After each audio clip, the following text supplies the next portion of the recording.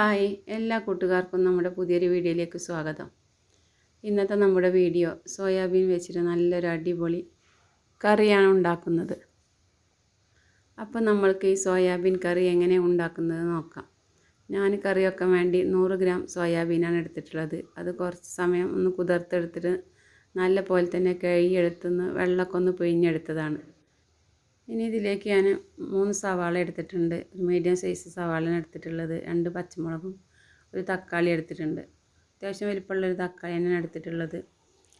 ഇനി ഞാൻ ഒരു കടായി അടുപ്പത്തേക്ക് വെച്ചിട്ടുണ്ട്. ഇതൊന്ന് ചൂടായി വന്നപ്പോൾ ഇതിലേക്ക് ഞാൻ 2 ടേബിൾ സ്പൂൺ വെളിച്ചെണ്ണ ഒഴിച്ച് കൊടുത്തിട്ടുണ്ട്.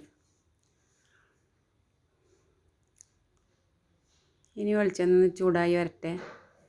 എന്നിട്ട് ഇതിലേക്ക് ഞാൻ എടുത്ത് വെച്ചിട്ടുള്ള സവാള ഇട്ട് കൊടുക്കുന്നുണ്ട്.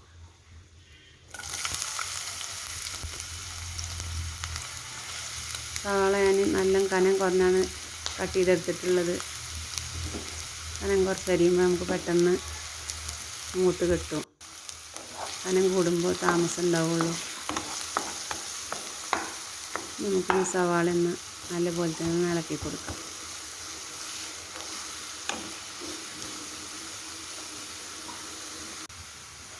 സവാള ഇവിടെ മൂത്ത് വരാനായി തുടങ്ങിയിട്ടുണ്ട്.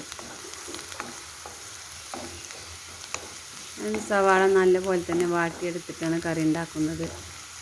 സവാള നല്ലപോലെ തന്നെ വാട്ടിയെടുത്ത കറിക്ക് നല്ലൊരു ടേസ്റ്റാണ്. ഞാൻ കറി വെക്കുമ്പോൾ നല്ലപോലെ തന്നെ വാട്ടിയെടുത്തിട്ടാണ് കറി വെക്കാറ്.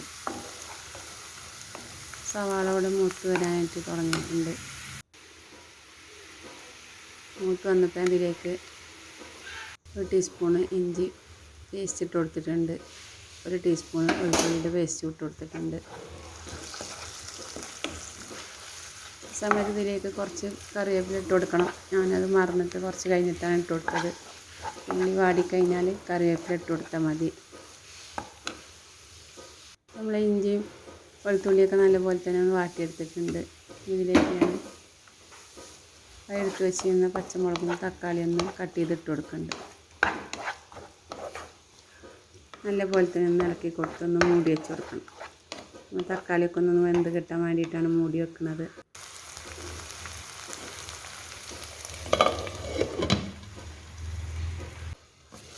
നമുക്ക് മൂടിയൊന്ന് തുറന്ന് നോക്കാം. തക്കാളിയൊക്കെ ഇവിടെ വെന്ത് വന്നിട്ടുണ്ട്. ഈ സമയത്താണ് ഞാൻ കറിവേപ്പില ഇടാത്തത് മറന്നത്. എപ്പോഴും കറിവേപ്പില ഇട്ട് കൊടുത്തിട്ടുണ്ട്. ഇനി ഇതൊന്ന് ഇളക്കി കൊടുക്കാം.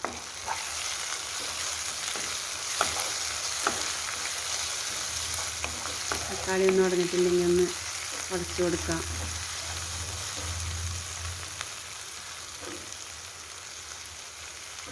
സോയാബീന് കുറച്ച് വലിപ്പം കൂടുതലുള്ളതായിരുന്നു. അതുകൊണ്ട് ഞാനതൊന്ന് കട്ട് ചെയ്ത് കൊടുത്തിട്ടുണ്ട്.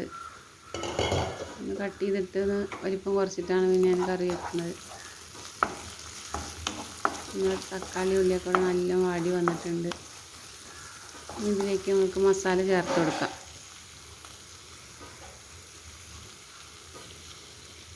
ഇതിലേക്ക് ഞാൻ 1 ടേബിൾ സ്പൂണ് മീറ്റ് മസാലയാണ് ഇട്ട് കൊടുക്കുന്നത്. പിന്നെ 1 ടേബിൾ സ്പൂണ് മല്ലിപ്പൊടി ഇട്ട് കൊടുത്തിട്ടുണ്ട്. ഇതിലേക്ക് ഞാൻ 3/4 ടീസ്പൂണ് മുളക് പൊടി ഇട്ട് കൊടുത്തിട്ടുണ്ട്. നല്ലപോലെ തന്നെ ഒന്ന് സവാളയിലൊന്ന് വാട്ടിയെടുക്കാം. മസാലയുടെ മണമൊക്കെ ഒന്ന് മാറുന്ന വരെ വാട്ടിയെടുക്കാം. ഇതിലേക്ക് ഞാൻ കാശ്മീരി ചില്ലി പൗഡറാണ് ഇട്ട് കൊടുത്തിട്ടുള്ളത്. 1 ടീസ്പൂൺ ഇട്ട് കൊടുത്തിട്ടുണ്ട്. ഇതിലേക്ക് ഞാൻ ഗരം മസാലയാണ് ഇട്ട് കൊടുത്തിട്ടുള്ളത്. അത് ഞാൻ 3/4 ടീസ്പൂണാണ് ഇട്ട് കൊടുത്തിട്ടുള്ളത്. ഇതെല്ലാം കൂടി നല്ലപോലെ തന്നെ ഒന്ന് ഇളക്കിയെടുത്തതിന് ശേഷം 1/2 ടീസ്പൂണ് മഞ്ഞൾപ്പൊടി ഇട്ട് കൊടുക്കുന്നുണ്ട്. മഞ്ഞൾപ്പൊടി എപ്പോഴും ലാസ്റ്റാണ് ഇടാറ്. ഇട്ട് കൊടുത്തതിന് ശേഷം ഞാൻ ഇതിലേക്ക് എടുത്ത് വെച്ചിട്ടുള്ള സോയാബീൻ ഇട്ട് കൊടുക്കുന്നുണ്ട്.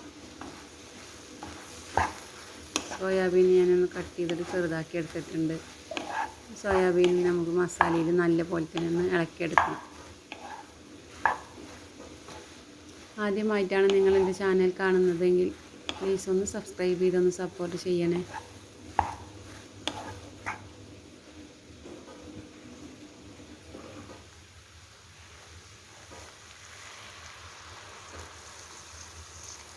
ഇനി ഞാനിതിലേക്ക് തിളച്ച വെള്ളമാണ് ഒഴിച്ച് കൊടുക്കുന്നത്.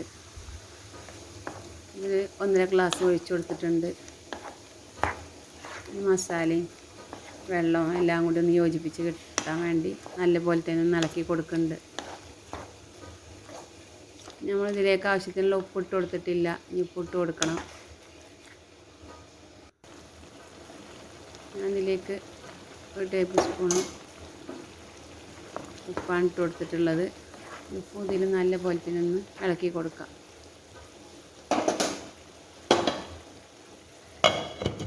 ഇനി ഒന്ന് മൂടി വെച്ച് ഞാനൊരു 15 മിനിറ്റ് നേരം ഇത് വേവിച്ചെടുക്കുന്നുണ്ട്. മൂടി തുറന്നിട്ടൊന്ന് ഇളക്കി കൊടുക്കാം. എത്ര വെള്ളം ഒഴിച്ചാലും സോയാബീൻ അത് വലിച്ചെടുക്കും. നമുക്കതിലും കറി ഇതിൽ കാണില്ല.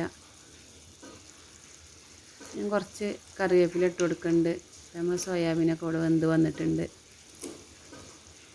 ഇതിലേക്ക് കുറച്ച് മല്ലിയിലയും കൂടി ഇട്ടിട്ട് സ്റ്റൗ ഓഫാക്കാം. അപ്പം നല്ല ടേസ്റ്റി ആയിട്ടുള്ള സോയാബീൻ കറി ഇവിടെ റെഡി ആയിട്ടുണ്ട്. ഇതെന്തിൻ്റെ കൂടെയും നല്ല കോമ്പിനേഷനാണ്.